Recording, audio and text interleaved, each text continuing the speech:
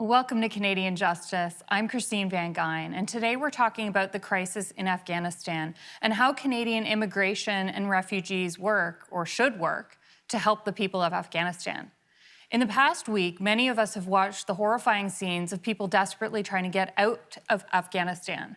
And as Western forces are leaving the country, where they've been for 20 years, the Taliban has moved in and taken over. The government has now fallen to a terrorist group known for brutalizing civilians and their enemies alike. How do we ensure that Afghan citizens who help the Canadian military or Western organizations can be brought to Canada? How do we help women, girls, and minority groups who are going to face persecution under the Taliban? How do we reunite families who have relatives in Afghanistan? Here today to talk about these issues and the crisis unfolding in Afghanistan are some legal and political experts. Nilofar Ahmadi is an immigration lawyer based in Toronto. Steve Seidman is a professor at Carleton University, and Ali Marzad is a human rights activist. Thank you all so much for joining me today. Ms. Ahmadi, I'd like to start with you. You're an immigration lawyer working right now with people who are on the ground in Afghanistan or nearby. Can you tell me how difficult it is for people who are trying to leave the country or who have just left the country? I would say the main description for this is just mass hysteria. A lot of frantic people calling out of different cities in Afghanistan, people in Canada calling in, people from the United States, other countries calling me, and other firms, also legal advisors, whether it be immigration lawyers or other lawyers. Mostly, unfortunately, most of these people do not qualify under the programs that have so far been announced. This is because the programs are, the ones that are already initiated, they are limited, and the ones that are in procedure, they are not clear enough. So it's just causing mass hysteria. There are people that have qualified. There have been people that have landed in Canada. Unfortunately, there's a lot of people who are just sending emails and I would say in a black hole, and there's no response for them. Yeah, so I think there are two main programs right now. There's a program for 20,000 refugees who are under special categories of human rights activists and women leaders, things like that. And then there's the people who have worked with foreign Canadian military as security or translator. Those are two different programs. I want to get into the details about that in a minute.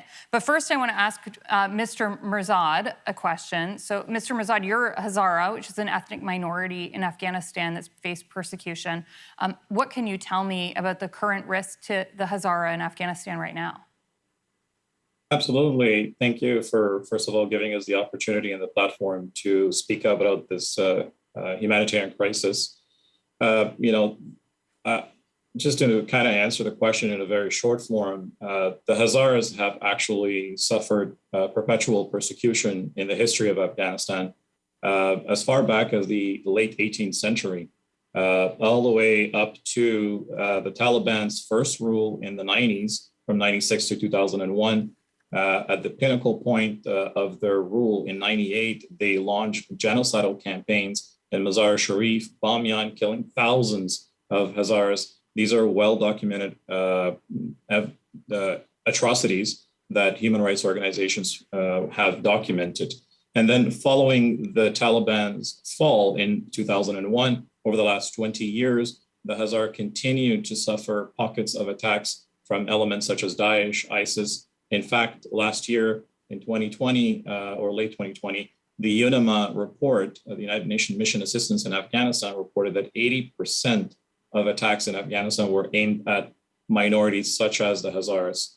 And now, with all that history of atrocities and genocides that the Hazaras had suffered, the Taliban being back in control in Afghanistan, total control, it's profoundly disturbing and alarming for us. We know exactly what's awaiting for us. And despite the general belief in what the Taliban is portraying on the international news and media recently, showing restraint in Kabul, the reality is that they're only doing that because they know the world is watching in Kabul. But elsewhere across the country, there are sufficient proof, video footages through social media, because we're no longer in the 90s right now.